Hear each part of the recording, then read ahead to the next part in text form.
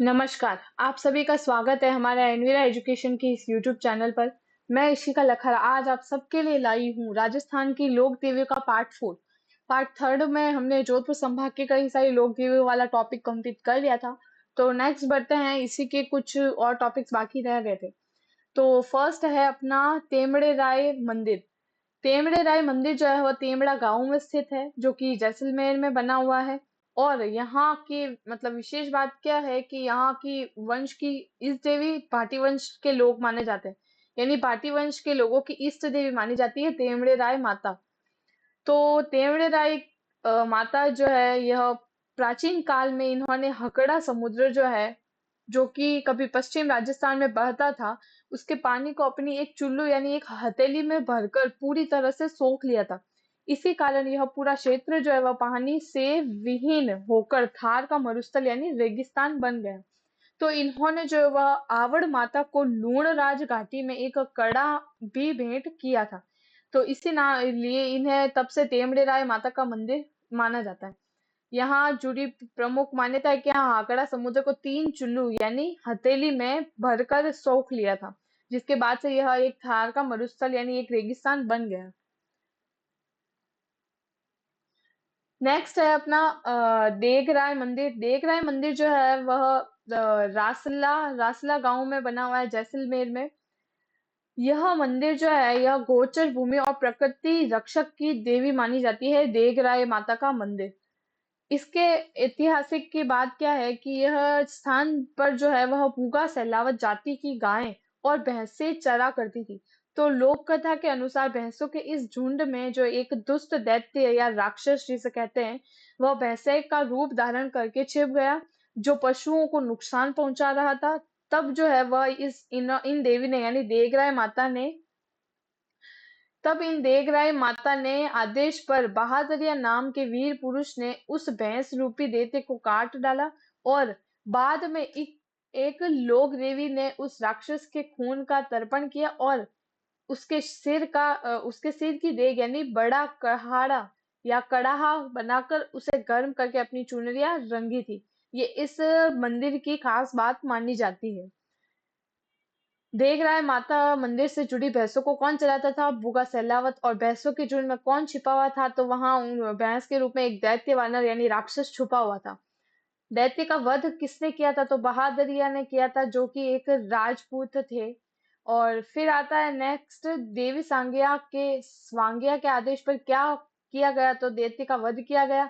और दैत्य का सिर से क्या बनवाया था, तो उन्होंने देग यानी एक बड़ा बर्तन बनवाया था उनके सर से यानी कढ़ाई टाइप का कुछ। और दैत्य के रक्त का क्या किया था, तो उन्होंने उससे अपनी चुनरिया रंगी थी। एमसीक्यू एनएस पहला प्रश्न, देख रहा है मंदिर की कथा में दैत्य किस रूप में छिपा हुआ था, तो यह भैंस के रूप में छिपा हुआ था।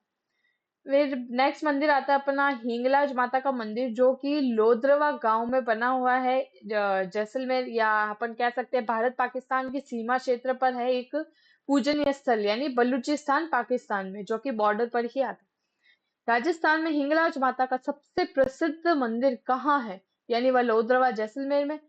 हिंगलाज माता के दर्शन कैसे किए जाते हैं, तो वह सीधा उतरकर नीचे जाकर किए जाते हैं।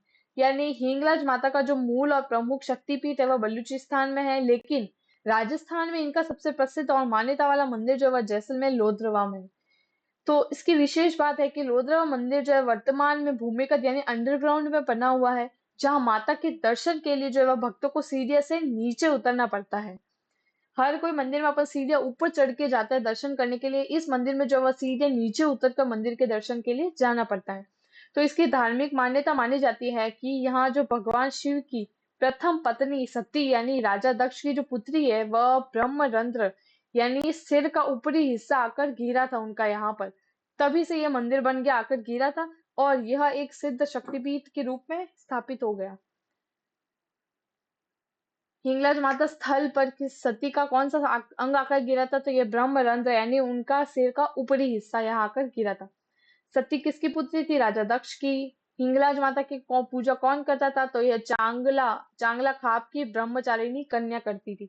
तो ये चांगली माई क्या है? तो चांगली माई नाम का कारण है कि हिंगलाज माता की जो पूजा केवल हिंदू ही नहीं बल्कि चांगला खाप के मुसलमान या चारण मुसलमान जिसे कहते हैं वो भी कर सकते हैं और वो भी करते हैं।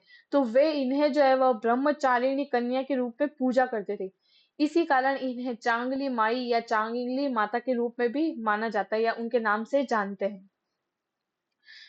ब्रह्मरंध्र क्या होता है? वापस बता देती हूँ। तो ब्रह्मरंध्र होता है कि सिर के ठीक ऊपरी हिस्से को ब्रह्मरंध्र कहते हैं। जब नवजात बच्चा पैदा होता है तो उसके सिर में एक बहुत ही नरम जगह यानी तालू होती है, उसी हिस्से को ब्रह्मरंध्र कहा जाता है। नेक्स्ट है अपना, वापस आ जाते हैं क्वेश्चंस पर। चांगला खाप की कन्या को चांगली माई भी कहते हैं। हिंगलाज माता की साख कहाँ स्थित है? तो यह गढ़ सीसर तालाब जैसलमेर के पास बनी है। जैसलमेर के किस समाज में हिंगलाज माता की विशेष मान्यता है? तो पुष्करणा समाज में हिंगलाज माता की सबसे ज्यादा मान्यता मानी जाती है। ब्रह्मरंध्र क्या है? सिर के ऊपरी का छिद्र या ऊपरी हिस्सा। नेक्स्ट है सेकंड एमसीक्यू है, सती किसकी पुत्री थी? राजा दक्ष की पुत्री थी ये। यह पहले भी एक टॉपिक या पहले वाले जो वीडियोस है उनमें भी आ चुका है कि सती शिव जी की पत्नी कौन थी? वह राजा दक्ष की पुत्री थी। तीसरा प्रश्न, हिंगलाज माता की पूजा कौन करता है? इसका उत्तर आप हमें कमेंट में बताइएगा, सब बहुत ही इजी प्रश्न है। नेक्स्ट आता है टॉपिक लटियाला माता का मंदिर। यह मंदिर कहाँ है? तो यह लोद्रवा जैसलमेर में बना हुआ है। तो नेक्स्ट प्रश्न है, लटियाली माता किसकी कुल देवी है? तो यह कल्ला ब्राह्मणों की कुल देवी आराध्य देवी मानी जाती है। तो लटियाली माता जो है यह कुल देवी मतलब कल्ला ब्राह्मण जो है उनके कुल देवी के रूप में पूजते हैं। खेजड़ खेजड़ बेरी राय भवानी नाम का कारण क्या है? यह नाम रखने का कारण क्या है? मतलब नेक्स्ट प्रश्न ही अपना यही जो है, खेजड़ी वृक्ष के कारण लटियाली माता को क्या कहा जाता है? तो खेजड़ बेरी राय भवानी। ये क्यों रखा गया, इसका कारण क्या है? तो फलोदी और लोद्रवा में स्थित इनके मंदिरों के ठीक आगे जो है वह खेजड़ी यानी राजस्थान का राज्य वृक्ष बना हुआ है, पेड़ स्थित है, राज्य पेड़ यानी खेजड़ी स्थित है। तो खेजड़ी के पेड़ के नीचे जो है वह मंदिर होने के कारण इन्हें स्थानीय भाषा में खेजड़ बेरी राय भवानी माता कहते हैं। इनके मंदिर में हमेशा एक अखंड ज्योत जलती रहती है। ठीक है, ये विशेष जलता रहता है अखंड ज्योत। लटेली माता का मंदिर कहाँ है? तो यह नया शहर बीकानेर में है। फिर नेक्स्ट आता है खोडियार माता का मंदिर। खोडियार माता का मंदिर जो है वो खोंडाला लोंगेवाला जैसलमेर में है। और इसके बारे में हमें जानने को मिलता है कि यह सीमावर्ती क्षेत्र की लोक देवी है। यह मंदिर जो है वह भारत पाक सीमा के पास लोंगेवाला क्षेत्र के खोडाल नामक स्थान पर बना हुआ है। यानी ये जो खोडाल नामक स्थान है यह भारत पाकिस्तान की बॉर्डर के पास है, जो सामरिक और सांस्कृतिक दृष्टि से बहुत इंपॉर्टेंट है। नेक्स्ट है आशापुरा माता का पोखरण मंदिर किस जिले में स्थित है? तो यह जैसलमेर में स्थित है। आशा माता का मंदिर जो है वह बीसा समाज की कुल देवी और अनूठी परंपराओं के लिए माना जाता है। यानी यह बीसा समाज के जो लोग हैं उनकी कुल देवी है। और कठिन परंपराओं के कारण इस देवी के जो उपासक में सदियों से कुछ कड़े नियम चल रहे होते हैं जो आज भी चल रहे हैं। तो बीसा जाति के लोग जो है वह अपने हाथों में कभी मेहंदी नहीं लगाते। इसके अलावा इस समाज की जो नवविवाहित वधुएं या दुकानें या बहुएं हैं वह माता के सामने पूजा करते समय घूंघट या पर्दा निकाले हुए रखती है। आशापुरा माता के उपासक हाथ में क्या नहीं लगाते? तो मेहंदी नहीं लगाते वो। और वधु घूंघट निकाल के पूजा करती है। फिर नेक्स्ट है पोखरण आशापुरा माता की मूर्ति कहाँ से लाई गई थी? तो यह भुज यानी गुजरात से लूण भांजी लेकर आई थी। ठीक है, चौथा एमसीक्यू है, लटेली माता किस कुल देवी है? तो यह कला ब्राह्मण की कुल देवी मानी जाती है। और नेक्स्ट है पोखरण की आशापुरा माता की मूर्ति कहाँ से लाई गई थी? इसका उत्तर कमेंट में जरूर बताइएगा, पांचवा प्रश्न। नेक्स्ट आता है अपना टॉपिक बीकानेर संभाग की लोक देवी। जोधपुर संभाग की लोक देवी कंप्लीट हो चुकी है। तो नेक्स्ट बढ़ते हैं बीकानेर संभाग में। इसका पहला है अपना टॉपिक करणी माता का मंदिर। करणी माता का मंदिर जो है वह देशनोक बीकानेर में स्थित है। बीकानेर के जो राठौड़ राजवंश की है, मतलब राठौड़ कास्ट उनकी कुल देवी है करणी माता। और यह चूहों वाली देवी के नाम से भी जानी जाती है। यानी करणी माता किसकी कुल देवी है? तो ये चारणों के और राठौड़ वंश की कुल देवी है। इन्हें चूहों की देवी भी कहते हैं। तो इनका वंश यानी चारणों की कुलदेवी और बीकानेर के राज परिवार यानी राठौड़ वंश की कुलदेवी है। तो इनका जन्म जो है वह स्वाप यानी सुवाप गांव के फलोदी में हुआ था 1387 ईस्वी पहले। इनका जन्म हुआ था 1387 में। इनका जीवन काल है टोटल 1387 से 1538 ईस्वी तक। इनके पिता का नाम है श्री मेहाजी कीनिया, इनकी माता का नाम है देवलबाई, और इन्हीं को करनी माता को बचपन में रिद्धिबाई भी कहते थे। करनी माता का विवाह जो है वह किससे हुआ था, तो यह देपाजी बीठू नामक इंसान से हुआ था। इनका विवाह जो है वह 29 वर्ष की आयु में कर दिया गया था सिथिका गांव में देपाजी बीठू के साथ। लेकिन सांसारिक भोग विलास से विरक्त यानी दूर होने के कारण इन्होंने अपनी पति को समझाया और उनकी दूसरी शादी अपनी छोटी बहन गुलाब कंवरी से करवा दी थी। तो इसी के बाद जो है वह स्वयं देशनोक के पास नेहड़ी नामक स्थान पर गुफा बनाकर रहने लग गए थे। तो इसी स्थान को उन्होंने अपना मुख्य कार्यस्थल बना लिया था। ठीक है, ये सब हो गया। करणी माता ने अपने पति का विवाह करवाया था अपनी छोटी बहन गुलाब कंवरी से। नहरी स्थान देशनों के पास वह रहने लग गए थे। और करणी माता ने अपना मुख्य कार्यस्थल कहाँ बनवाया था, यह देशनोक में बनवाया था। करणी माता की ईष्ट देवी कौन है, तो यह तेमड़ा जी इनकी ईष्ट देवी मानी जाती है।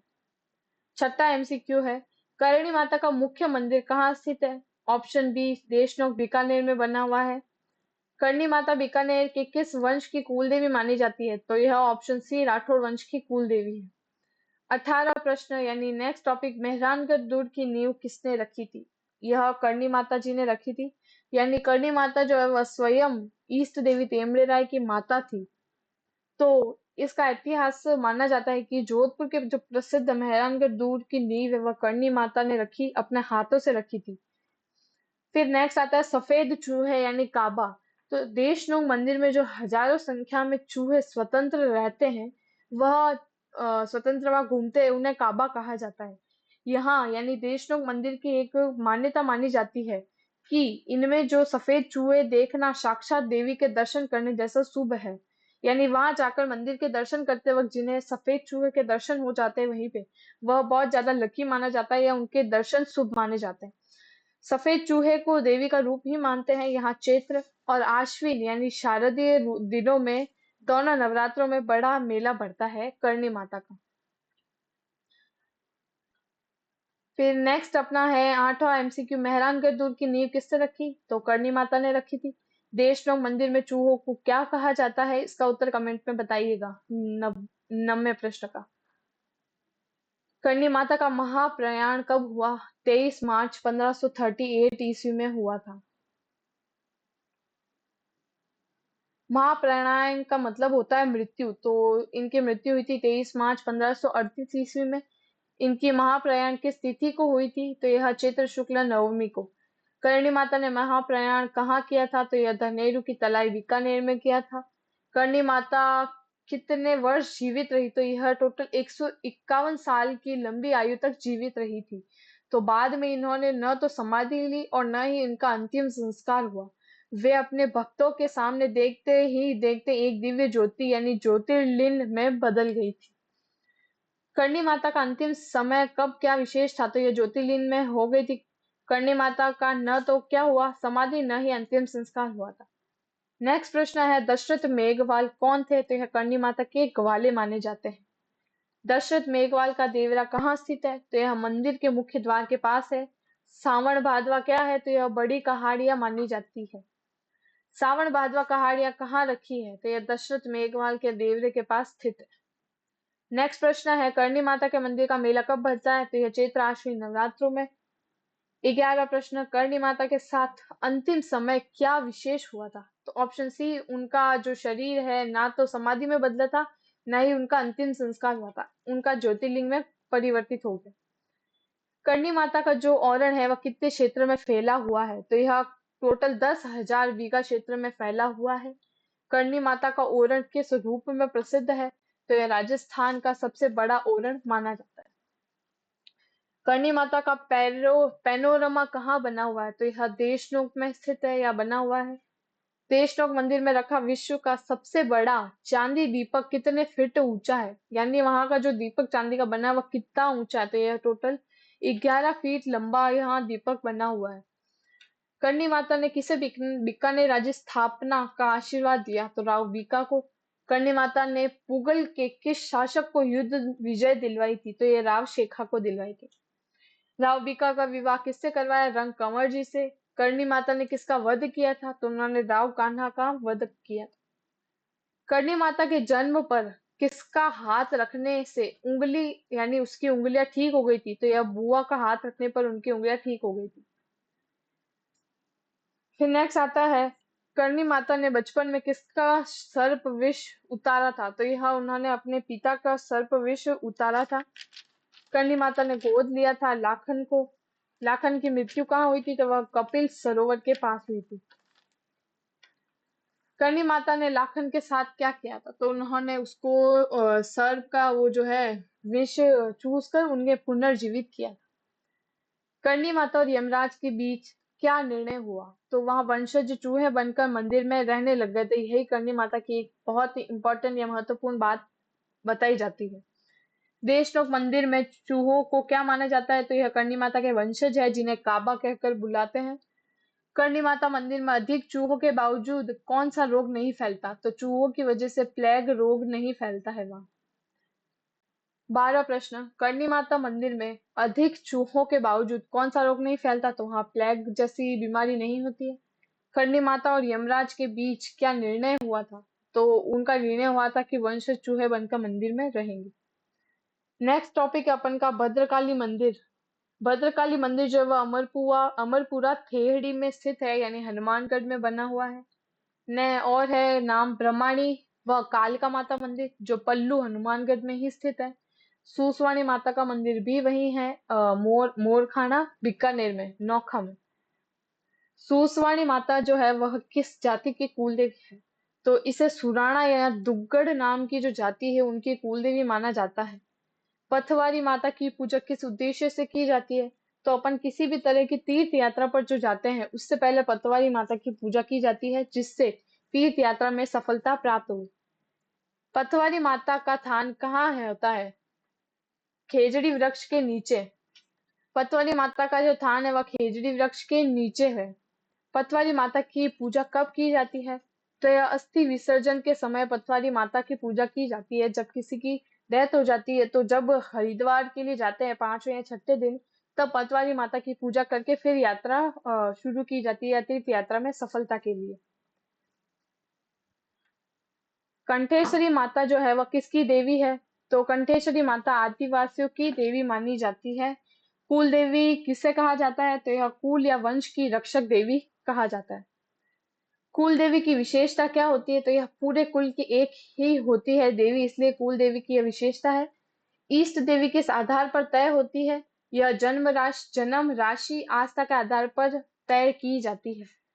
इष्ट देवी को कब माना जाता है, तो यह किसी चमत्कार या श्रद्धा से पूजा प्रारंभ करने पर इन्हें माना जाता है। 14वां प्रश्न है, पतवारी माता की पूजा किस उद्देश्य से की जाती है, इसका उत्तर होगा ऑप्शन सी, तीर्थ यात्रा में सफलता के लिए।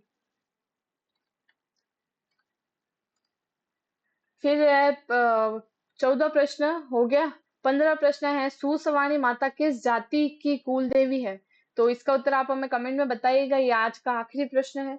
आपको ये वीडियो अच्छा लगे तो इसे लाइक शेयर एंड सब्सक्राइब जरूर कीजिएगा और बेल आइकन प्रेस करना मत भूलिएगा। जो प्रश्न मैंने आपको दिए हैं उसके उत्तर आप हमें कमेंट में जरूर बताइएगा, और जो टॉपिक आपको पढ़ना है या समझ नहीं आया वो भी आप हमें कमेंट में जरूर बताइए। धन्यवाद।